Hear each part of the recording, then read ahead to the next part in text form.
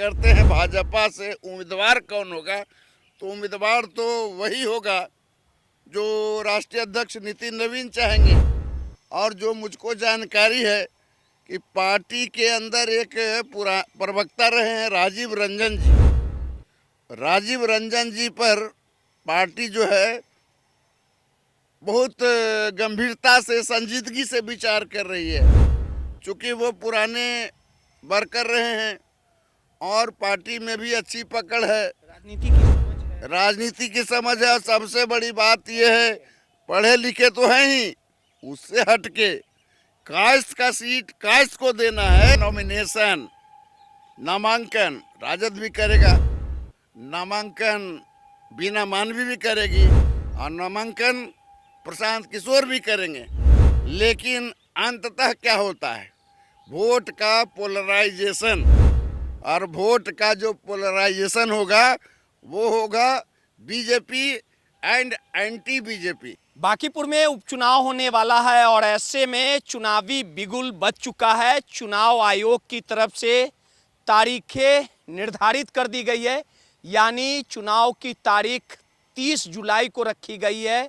30 जुलाई को वोटिंग होगा, 3 अगस्त को रिजल्ट आएगा और ऐसे में चुनावी बिगुल बजने के बाद इस बार बांकीपुर की जो सीट है वो आन बान शान और रुतबे वर्चस्व की लड़ाई रहेगी। इस चुनावी दंगल में साफ तौर पे कह सकते हैं कि भाजपा भी अपने उम्मीदवार को उतारेगा। कई दावेदार हैं, राजीव रंजन फ्रंट में चल रहे हैं, वहीं प्रशांत किशोर भी चाहते हैं कि चुनाव लड़े, एक सीट धमाकेदार जीत हो, सदन में जनसुराज के मुद्दे को, जनसुराज पार्टी की आवाज़ बुलंद हो, सरकार को घेरा जाए। और वहीं तेज प्रताप ने वीना मानवी को भी उम्मीदवार घोषित कर दिया है और वहीं तेजस्वी की भी नज़र बांकीपुर सीट पर है। और तमाम इन चीज़ों के गतिविधियों को, हवाओं के रुख को समझने के लिए हमारे साथ वरिष्ठ पत्रकार संजय वर्मा जी है। संजय जी, बिगुल बज चुका है, कुछ घंटे पहले ही तमाम चुनाव आयोग की तरफ से जो अधिसूचना जारी की गई थी,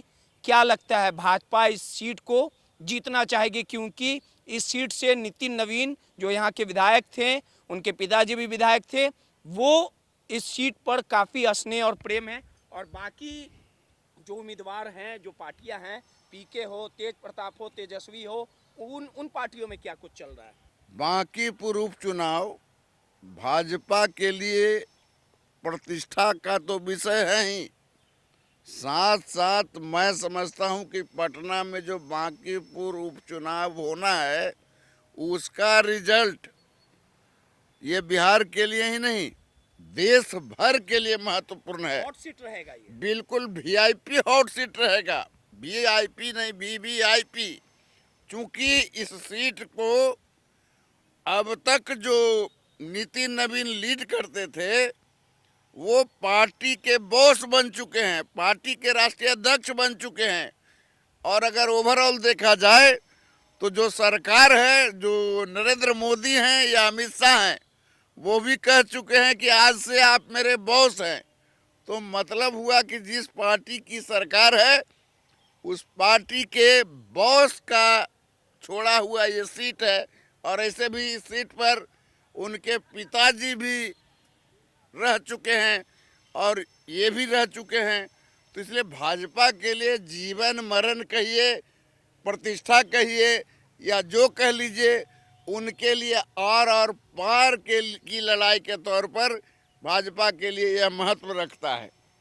अगर आप बात करते हैं भाजपा से उम्मीदवार कौन होगा, तो उम्मीदवार तो वही होगा जो राष्ट्रीय अध्यक्ष नितिन नवीन चाहेंगे। और जो मुझको जानकारी है कि पार्टी के अंदर एक प्रवक्ता रहे हैं राजीव रंजन जी। राजीव रंजन जी पर पार्टी जो है बहुत गंभीरता से, संजीदगी से विचार कर रही है, क्योंकि वो पुराने वर्कर रहे हैं और पार्टी में भी अच्छी पकड़ है, राजनीति की समझ है, राजनीति की समझ है। और सबसे बड़ी बात यह है, पढ़े लिखे तो हैं ही, उससे हटके कास्ट का सीट कास्ट को देना है, इसलिए राजीव रंजन फिट बैठते हैं। वैसे इस दौड़ में तो अनेक लोग थे, संजय मयूख से एमएलसी बन गए, रणवीर नंदन जी हैं, वो धार्मिक न्यास परिषद के अध्यक्ष हैं, वो भी दावेदार हैं, उनका नाम लिया जा सकता है। कोई सुनील वर्मा है, उनका भी नाम लिया जा सकता है। लेकिन यदि भाजपा के लिए यह बहुत विषय जो है प्रतिष्ठा का है, तो साथ साथ अपोजिशन के लिए भी बहुत बड़ी चुनौती है, बहुत बड़ी चुनौती। अगर अपोजिशन एक मुश्त होकर इस चुनाव को जीत जाती है तो भूकंप तो आएगा पटना में, लेकिन उसका जो महसूस होगा वो नरेंद्र मोदी की कुर्सी तक महसूस होना है। अब बात कर लें कि प्रशांत किशोर, तो प्रशांत किशोर के बारे में जो मुझको जानकारी है, उन्होंने राघोपुर वाली बात नहीं है रोहित, इस बात को समझ लीजिए। प्रशांत किशोर हर हाल में चुनाव लड़ेंगे, ताल ठोक के लड़ेंगे, डंका पीट के लड़ेंगे, नगाड़ा बजा के लड़ेंगे, लेकिन प्रशांत किशोर जनसुराज की तरफ से लड़ेंगे। इसलिए कि मेरी जानकारी है कि वो इस पर जो है बांकीपुर विधानसभा क्षेत्र में कुछ लोग कैंडिडेट बनने के बाद अपना काम शुरू करेंगे। मेरी जानकारी है कि वो 2-3 महीने से पहले से एक एनजीओ की तरह उन्होंने वोटरों के साथ एक समन्वय बनाया है, एक संपर्क बनाया है। छोटी छोटी टोली उनकी घूम रही है और वो जो है अच्छा खासा अपने समर्थन में एक वोट का बहुत बड़ा वर्ग खड़ा किया है। तो मैं समझता हूं कि भाजपा की अगर लड़ाई होनी है तो वो लड़ाई प्रशांत किशोर के साथ होनी है। अब राजद की बात है, राजद किसको टिकट देगी ये तो हमको नहीं पता है।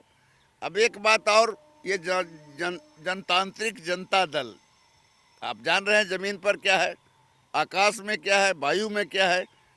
वो ठीक है कि बीना मानवी को उन्होंने उम्मीदवार बना दिया, बस उपस्थिति बस बीना जनता दल तेज प्रताप की उसका कोई मतलब मायने नहीं है, क्योंकि जनतांत्रिक जनता दल को कोई मिला नहीं। और जब लड़ने वाली खुद चलकर वहाँ गई, पार्टी ज्वाइन की और पार्टी में उसको टिकट मिल गया, तो वो क्या इम्पैक्ट जनता के बीच में आएगा उसका तो कोई ठिकाना। लेकिन मैं बार बार कह रहा हूँ, यह लड़ाई फिलहाल नॉमिनेशन, नामांकन राजद भी करेगा, नामांकन बीना मानवी भी करेगी और नामांकन प्रशांत किशोर भी करेंगे। लेकिन अंततः क्या होता है, वोट का पोलराइजेशन, और वोट का जो पोलराइजेशन होगा वो होगा बीजेपी एंड एंटी बीजेपी। और टक्कर प्रशांत किशोर और बिल्कुल बीजेपी में होने जा रहा है। बिल्कुल उन दोनों के बीच बिल्कुल कड़ी टक्कर होगी, रोमांचक टक्कर होगी, और इस टक्कर का परिणाम कुछ भी हो सकता है, क्योंकि अंत में यही होना है, वोट का पोलराइजेशन।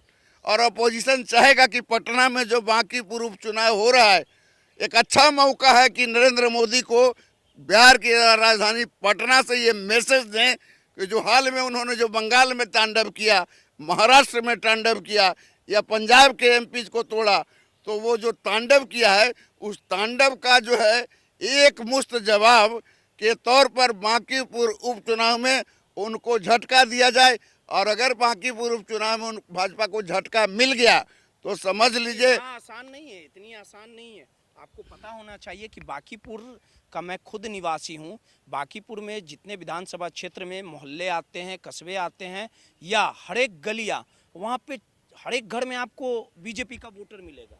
भाई वोटर तो कहीं ना कहीं किसी मिलेगा न, ठीक है। नितिन नवीन एक ऐसे शख्स हैं संजय वर्मा जी, आपको जानना पड़ेगा कि नितिन नवीन का हर एक घर से जुड़ाव रहा है, क्योंकि हम उस विधानसभा में रहते हैं तो मुझे बारीकी से जानकारी है। और नितिन नवीन हर एक सुख दुख में लगातार लोगों तक पहुंच जाते थे, बिना बुलाए हुए पहुंच जाते थे। यही नितिन नवीन का मैं आपको बताता हूँ, वहाँ माल महाराज के मिर्जा खेले होली, यह सवाल किसने दागा था? यह सवाल दागा था वहाँ के भाजपा की एक नेत्री सुषमा साहू ने, और कहा था कि हमारा जो वोट है वो वैश्यों का वोट है, और वो कैंडिडेट बनने के लिए कूद पड़ी थी, जिसके बाद उनको पार्टी से निकाला गया था। वो भी दौर याद कर लीजिए। कांग्रेस से नहीं, उनका नॉमिनेशन रद्द हो गया था। उसके बाद रद्द बद्द जो होना था हो गया, लेकिन जो भी हो, पार्टी ने उनको इस कदम के लिए पनिशमेंट किया था ना, तो आप समझ लीजिए बात को। भी तो भाजपा की नेत्री थी, वो भाजपा में बहुत पुरानी नेत्री रही, प्रखर नेत्री रही है, हर तरह से जुझारू संघर्षशील। अगर वहाँ नितिन नवीन इतने ही पॉपुलर थे तो फिर वहाँ जो है पार्टी में ही क्यों विरोध हुआ? पार्टी में अगर विरोध हुआ तो इसका मतलब है कि आपको जो है अब बहुत सारी स्थितियां और परिस्थितियां बहुत कुछ कर दी। लेकिन एक बात मैं बता देता हूं कि दोनों के बीच कड़ी टक्कर होगी, संघर्ष होगी। ऐसा नहीं है कि कोई जो है उनको जो है भाजपा को यह सीट गिफ्ट में नहीं मिलेगा।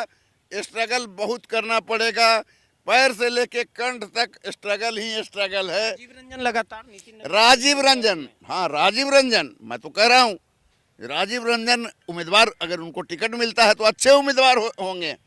और उनकी भी अपनी पकड़ है, उनकी भी अपनी पहुंच है, जनता के नब्ज को उन्होंने भी टटोला है, देखा है। इसलिए राजीव रंजन को तो हाल में बुलाया गया है दिल्ली, जो मेरी जानकारी है। अमित शाह ने बुलाया है, तो अमित शाह के बुलाने का अर्थ आप समझ सकते हैं कि उस पर बहुत बढ़िया विचार हो रहा होगा। हो सकता है कि उनको टिकट मिल जाए या फिर किसी और को टिकट मिले। यह सब तो देखने वाली बात होगी। बांकीपुर के दंगल में कौन जीतेगा, ये सब कुछ देखना दिलचस्प होगा। सहयोगी मुन्ना के साथ रोहित, माई पीडीए समाचार, पटना।